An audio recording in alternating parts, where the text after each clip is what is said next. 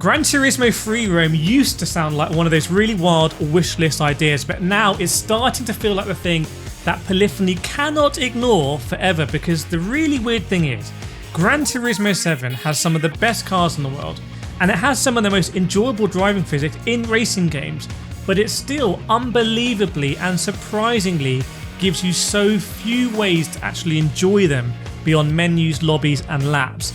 And that's why this matters, because for all of the undeniable detail, all of the evident polish, all of the unrequited love poured into these cars, Gran Turismo 7 does still not really give them a proper world, a proper home to live in, a place to cruise, to meet up with your mates, mess around, drive at night, sit in traffic, show off builds, and just enjoy the pure fantasy of owning and driving these machines.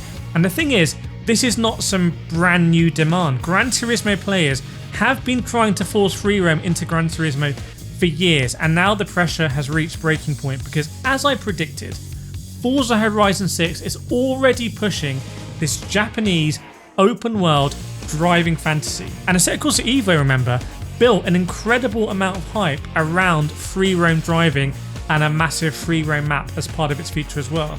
So the more that the rest of the genre moves in that direction, the harder it gets for Gran Turismo to keep pretending that menus, circuits and lobbies are enough. So today I want to talk about why Gran Turismo 7 free roam is starting to feel less like that crazy idea and more like the obvious next step, especially when the community's most wanted version of it is also the simplest. Connect the Tokyo expressways and just let us drive.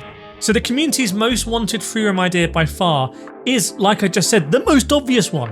Just connect all of the Tokyo expressways together and turn them into one giant driving playground. Because Gran Turismo 7 already has the roads, already has the vibe, already has that late night street driving atmosphere. It just does not let us actually bring them all together and use it properly. And this is why the conversation feels more relevant now than it did, to be honest, a few years ago when I was making these videos, because now the other games have listened to what I've said, maybe, and have pushed into this space. Forza Horizon 6 is leaning hard as possible into the Japan open world road fantasy, and ASETEK Evo has been selling copies based on a promise of free roam that hasn't even appeared, and I've been cynical of, but it's been selling copies off the back of it. And the frustrating thing is, Gran Turismo still has things that both of those games would absolutely love to have. The level of polish, the unparalleled automotive detail, the physics that a lot of players trust more than an arcade open world game.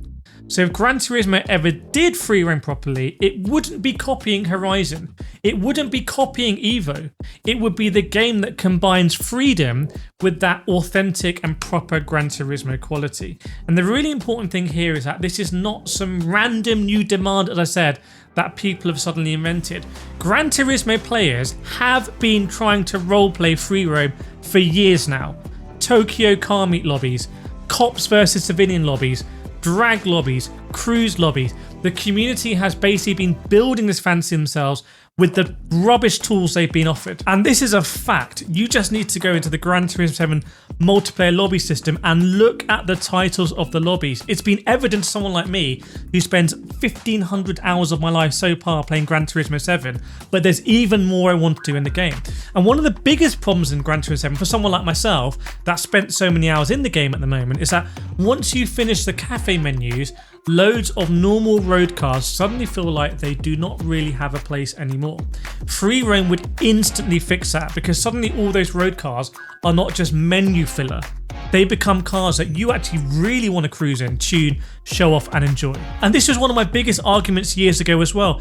Racing cars belong obviously on racetracks, but road cars are at their best on roads. And this is coming from someone who drives my road car, the Peugeot RCZ, that I bought because I enjoyed it so much in Gran Turismo 7, on a track. But the best place for my RCZ is not on the track, it's on the road. And this is a contradiction Gran Turismo has always had. It gives us all these amazing road cars, like my RCZ, but then asks us solely to use them like race cars on circuits all of the time.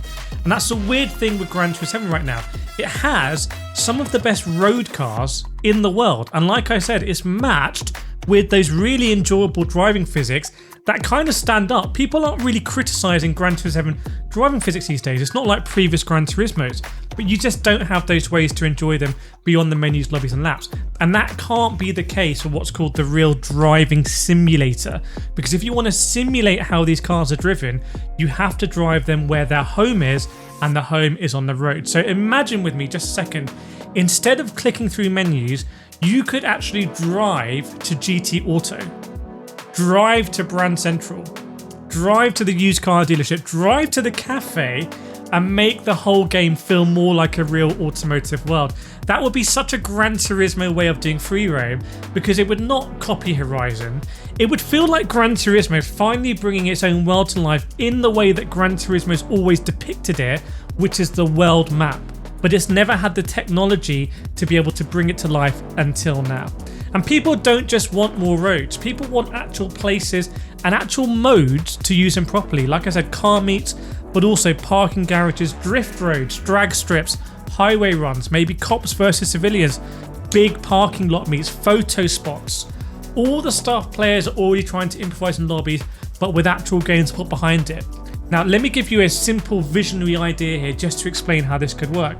Imagine in the game there are photo spots in this open world environment. Imagine you can drive there and you can take photos of your car like a lot of us already do. And imagine if you can share photos in that space. So if you see someone taking a photo of their car, you can go over and you can press a button and see the photos they've just taken. Maybe you can see the settings they've used, for example the aperture and the exposure, and you can copy those settings to your camera and try and take a similar photo and share it. And imagine if you could do the Gran Turismo thumbs up, that's a great photo. Imagine how amazing that would be. By the way, if you like what I'm trying to do here, what I'm trying to push for, make sure you subscribe. It's absolutely free, and make sure you share this video to your mates, share it in your groups as well if you want to see this. And I think some of the smart ideas about Gran Turismo 7 free roam is that, as I've explained, it doesn't need to be a massive Horizon-sized open world. In fact, I think, maybe controversially, Gran Turismo would probably be better with a smaller, denser, more detailed free roam space, or even point-to-point roads with connected hubs, because this would suit Gran Turismo's style way better than just dumping us into a giant empty map. And this is where it gets really exciting, because think about everything I've explained so far in this video, and now think about it in PSVR 2, which would be absolutely ridiculous in the best possible way. Cruising through Tokyo traffic at night, sitting in your own car in VR, meeting up with players. I've done all this on the channel. I've made videos on this for years, but I've always fought against the lack of tools that Gran Turismo has given us. But if they could give us proper spaces to do this, it would be one of the coolest things Gran Turismo has ever done. I feel like it would push through gaming culture and push through again into real world culture like Gran Turismo and the PlayStation used to do. And there is a bigger point here, because free roam would not just be some gimmick or side mode for Gran Turismo. It would genuinely make Gran Turismo fill out all of the places it's lacking at the moment. It would make Gran Turismo feel more complete. It would make Gran Turismo feel more social, more modern, and more like the all-round car experience people increasingly want now. So if you've enjoyed this video, like I said, make sure you subscribe. Let me know your thoughts in the comments. I'll leave some other videos here that you probably want to see if you like this, and I'll see you in the next one.